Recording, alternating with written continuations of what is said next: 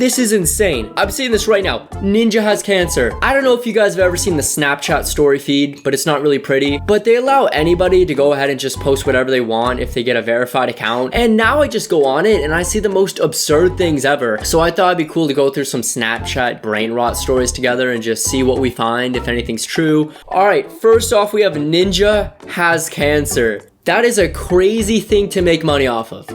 Ninja just got cancer and you won't believe why. You see, it all started... He got cancer and you won't believe why. Cancer and you won't believe why. What do you mean I won't believe why? He got cancer. This isn't like he didn't choose to dye his hair again. No, like this is insane. Like people are seeing this and worried about his life and they're just...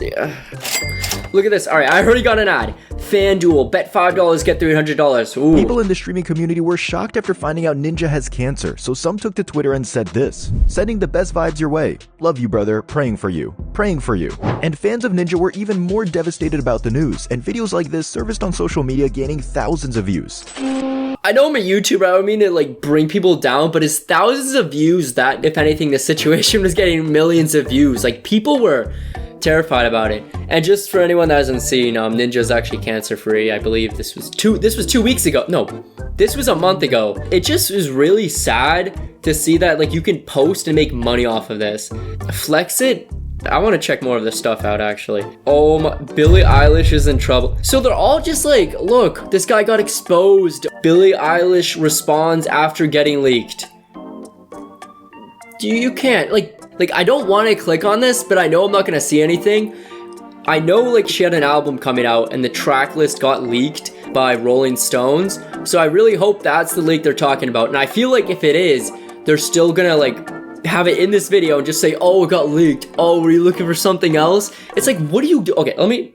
Billie Eilish just got leaked by Rolling Stone and you won't believe how. Dude, see, I know this! I'm a genius! Sorry, I don't mean to go up on my ego, but I'm just really proud that I predicted this. The first frame, they knew what they were doing with that first frame. I'm sorry. You see, Billie Eilish first teased the release of her new album titled Hit Me Hard and Soft on the 8th of April, and the trailer went absolutely viral all over the internet. This got the fans of Billie totally pumped as they stormed the comments. Can't wait to be overwhelmed with her voice. There is so much yapping. Like, they're just saying that she dropped an album and they're making it seem like she did marketing rollout to promote this album. People watched the marketing rollout and enjoyed the marketing roll. Like, just say that she posted the album. You don't need to have a whole paragraph in the middle of here. Oh, we got an ad. Okay, I bet the tracks in this album will be more personal as they focus on her true self. Billie tried to keep all the information. Okay, I'm just, thankfully, it's not what I thought it was. And it was what I thought it was, actually. It was. This is ridiculous. Like, you could just go ahead and get paid for this. Like, post whatever you want, and Snapchat doesn't care at all. Fans are worried about JoJo Siwa. I don't want to go into that. She was the girl in Harry Potter, but years later, this is her now. Child's Play? You might want to, like, rename. You won't believe what happened to the other kids from Harry Potter. Because when you think of Harry Potter, you think of the actors who played Harry, Hermione, and Ron. First up is Josh Herdman, the boy who played the sidekick of the villain Draco, where after the movies he carried on acting for a bit, but ultimately he chose to be a MMA fighter in the end. Jamie Willis. Wait, what? Is he saying Draco Malfoy became an MMA fighter? No way.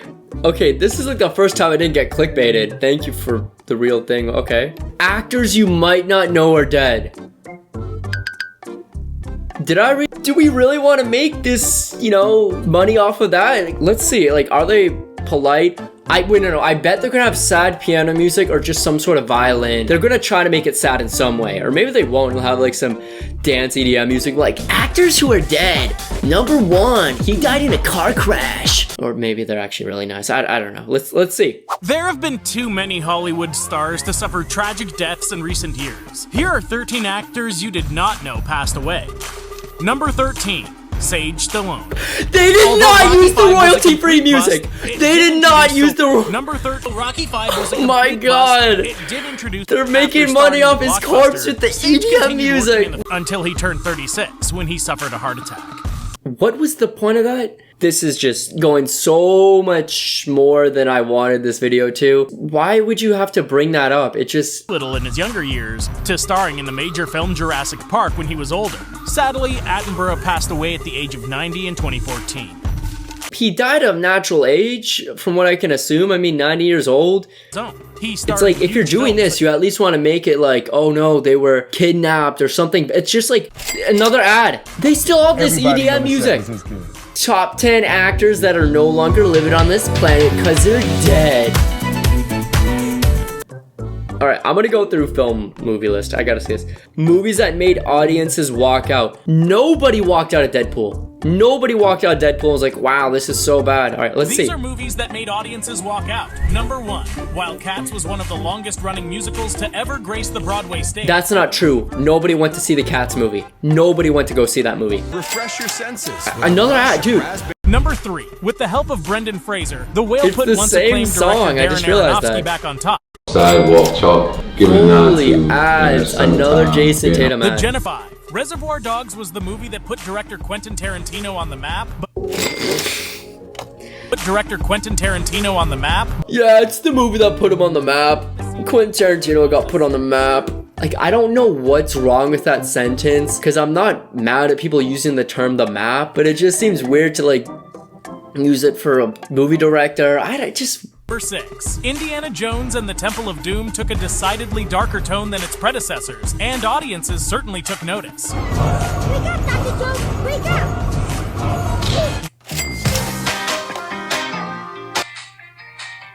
That had to have been the best ad I've seen in my life. All these movies are just movies that weren't critically acclaimed or didn't do well at the box office. That didn't mean there were storms of people just leaving the theater like, oh, this is so bad. Like, even bad movies I've seen, I haven't left because I spent money to go there. I'm not wasting my money, even though I wasted my money to watch a bad movie. Logan Paul and Bradley Martin go official. Oh my god, are they dating? Wow. Logan Paul just called out Bradley Martin, claiming he needs to be humbled and that he's gone too far. See, Bradley Martin has been claiming that he can fight UFC champion Nate Diaz, and even aliens. After this, he goes on to say that Bradley's funny for thinking he could beat Nate in a fight, and he's really down bad at this point, claiming he needs to be humbled. Beat Nate Diaz in a street fight. You just searching for clicks? Well, what if he... And if he is... Yeah, what if he is? I think he's lame. Bradley, you gotta be humbled.